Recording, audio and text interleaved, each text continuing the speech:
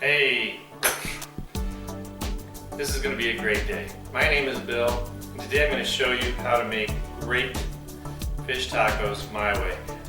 I've tried a lot of different ways, and I'm not a big fan of the, batter fried fish tacos, like taste the fish. That's going to be in a little bit, but the first thing I'm going to do is I always like to make a little kind of a drizzle sauce to put on my fish tacos, and I need to get that made in the fridge, so I want to show you. So basically, take a little lime, I'm going to put it in my little press. I got about 2 tablespoons of lime juice in here.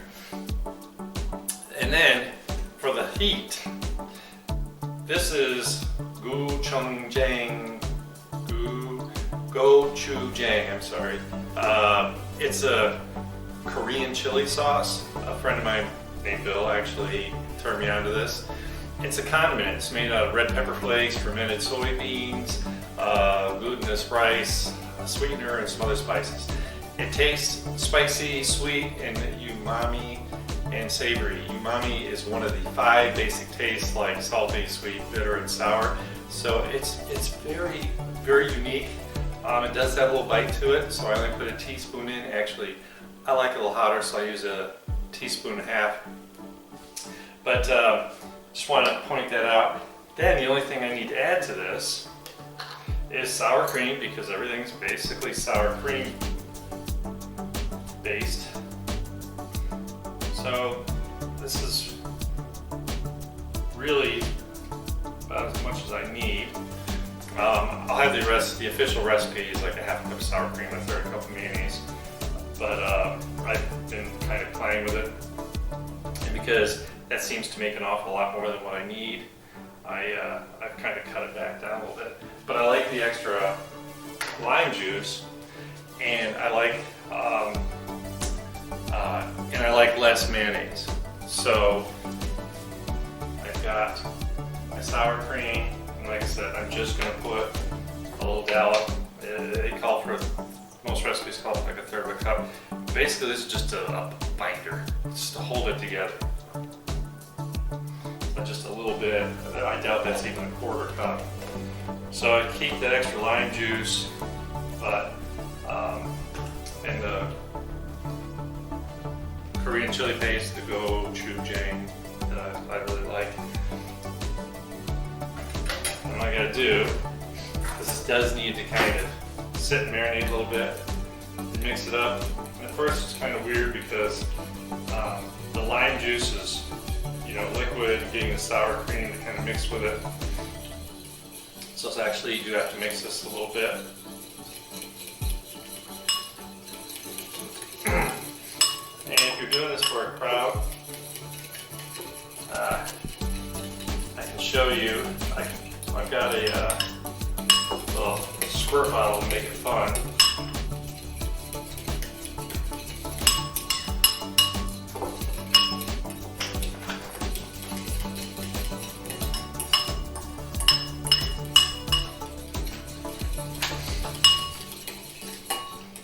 Alright, so I got it. You can just use the bottom, yeah. So this really does mix creamy, smooth. There's no lumps, there's no nothing.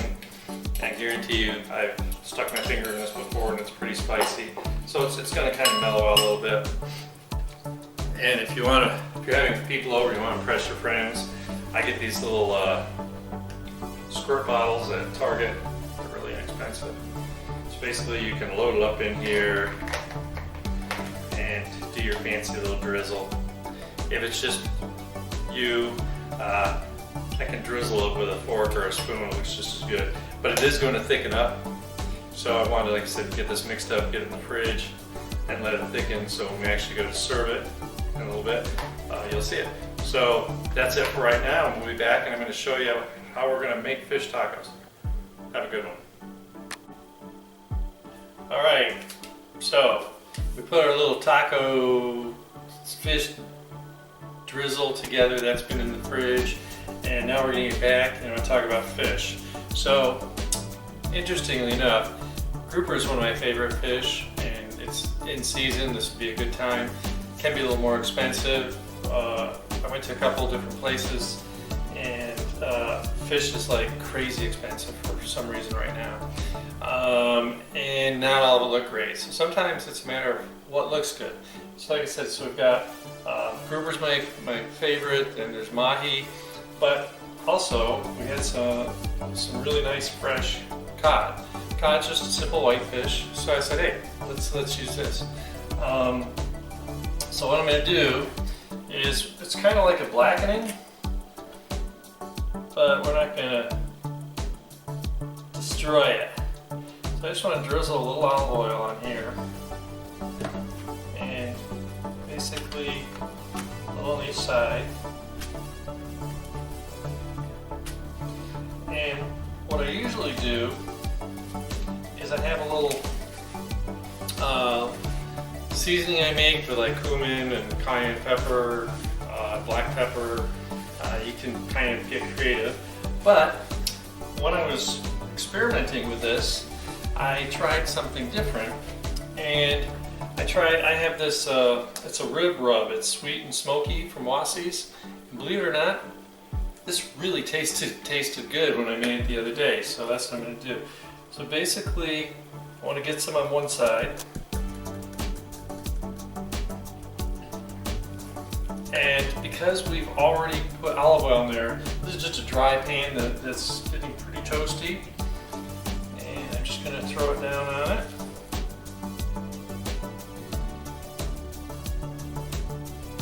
And then what I want to do is put some on this side.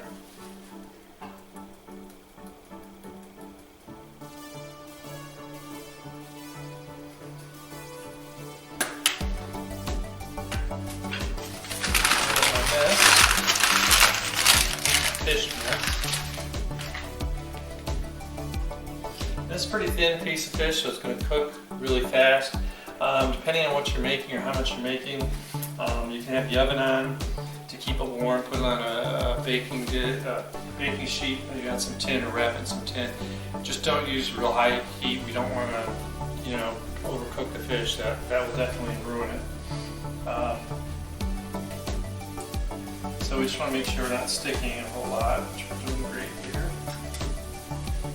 It's got some good sizzle. Yeah, there's these. Sometimes I find that these rubs are really great. These are all natural. They don't have a lot of preservatives. So yes, they do take up. So yes, you do have to use them. So I find that I'll experiment and find other uses for them. And it's amazing the stuff you can come up with. Normally, like I said, I'd be using a piece of fish, maybe mahi or grouper that's a little thicker. So you probably want to cook it a minute and a half on each side, get some good color, and then you could finish it in the oven. Because like I said, you don't want to overcook it in the oven. So if it's a little not cooked, that's fine. But otherwise, the fish really can dry out and get kind of just mushy if you're not careful.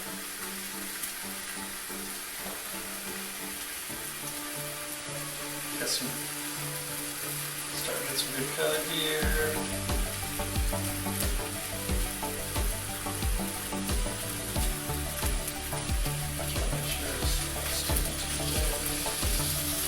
These light fish will definitely fall apart like that.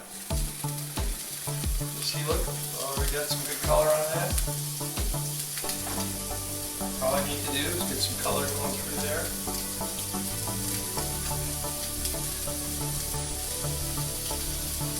This is kind of like a blackening. It's a little bit different because of the spices I'm using. But same concept, you basically have a hot pan. Lots of times when they blacken things, they tend to cook them in oil. I just think this is a great way to cook the fish, get some color in it, some flavor, without making it fried. Obviously, we did rub it with a little oil, olive oil. And you could use any kind of oil you want. A little canola would work just as well.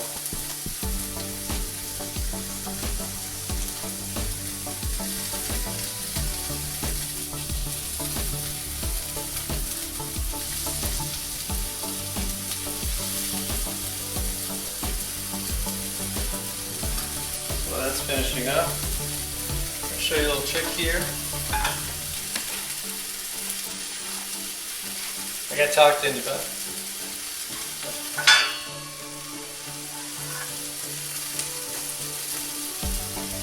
Got these little racks.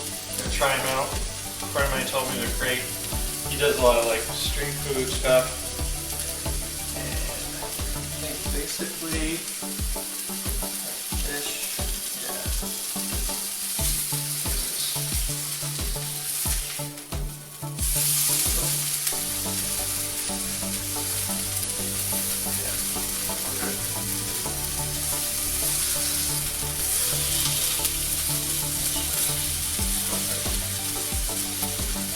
Yeah, cooked. I'm gonna turn that off. Just gonna put this together.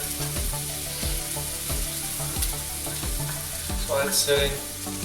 So I just have a little bit of shredded cheese. I'm gonna put just a little bit on the bottom here.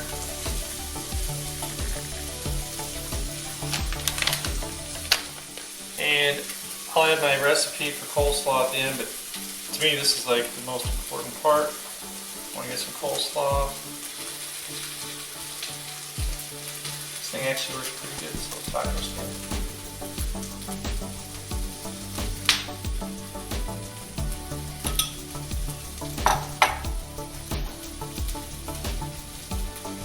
What I want to do is I want to get some of the fish here.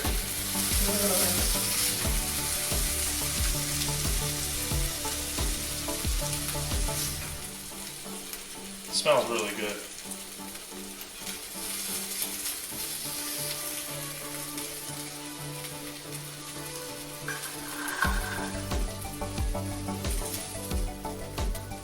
Oh, you need all this.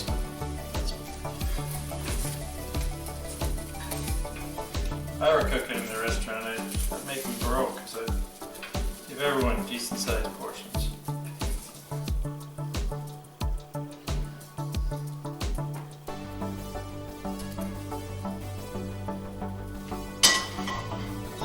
It's hot.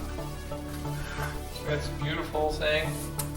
Now what I like to do is I just want the black olives on here. Love black olives, fish, kind of a Mediterranean thing. Like I said, if you remember from earlier, got it myself, and like I said, you put a little squirt jar. Basically, I just want to make a little drizzle.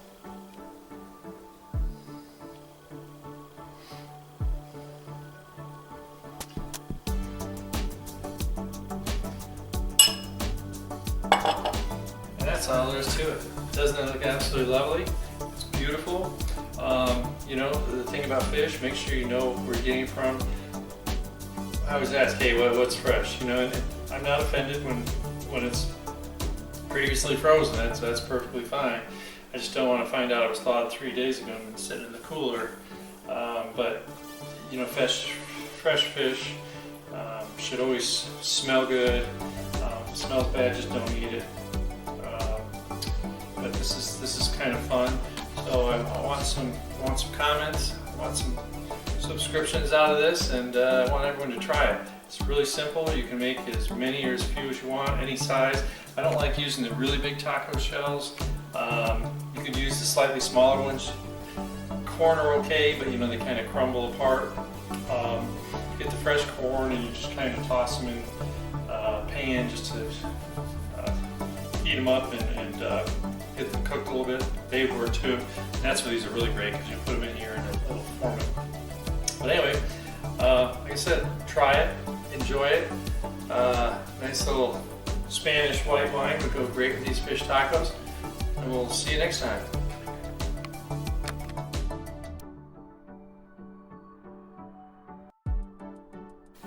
I have a bowl here, and in it I have about 3/4 to a cup of mayonnaise.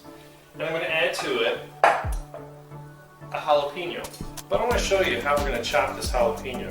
So first of all, what I do, I'm going to cut the ends off. The hot part is all the seeds and the veins, so we don't want to eat that. I mean, you can leave it in there if you want it a little hotter. So now I'm going to cut it in half. And then basically, all I'm going to do is take take my knife, I'm just going to cut that vein out and scrape as much of the seed out as I can. And once again, we're going to do the same thing this side, so I'm just going to take my knife and run right down there.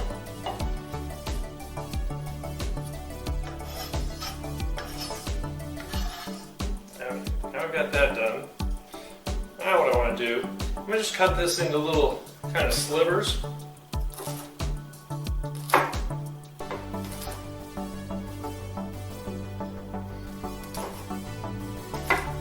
You'd be surprised how much heat that takes out of the jalapeno. Of course, it's still hot enough that you don't want to rub your eyes. Okay, so now I'm just going to cut it crosswise. Just got some nice little cubes. Perfect.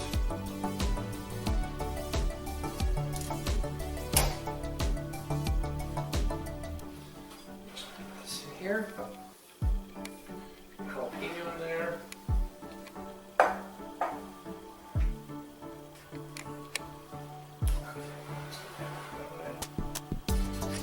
I'm going to wash my hands.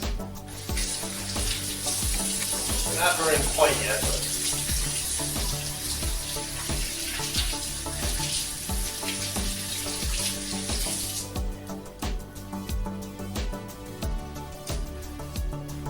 okay, let's finish this up. So now what I'm going to do is I'm going to add about half a cup chopped red onion. I have some fresh cilantro that I chopped up.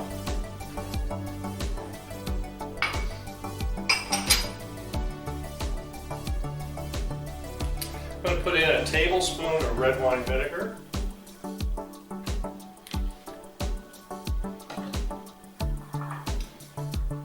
Then here I have half a teaspoon of ground pepper, chili powder, cumin, and celery seed. I dumped that all in here. And this is the secret. I always put a few dashes of Frank's hot sauce in here. Like I said, a few. Most people probably want 2 or 3. I use like 6. Okay, let's get that incorporated.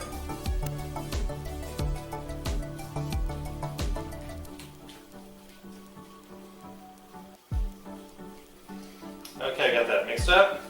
Now I'm just going to dump in or have your basic coleslaw mix from the grocery store. Got about 2 cups here.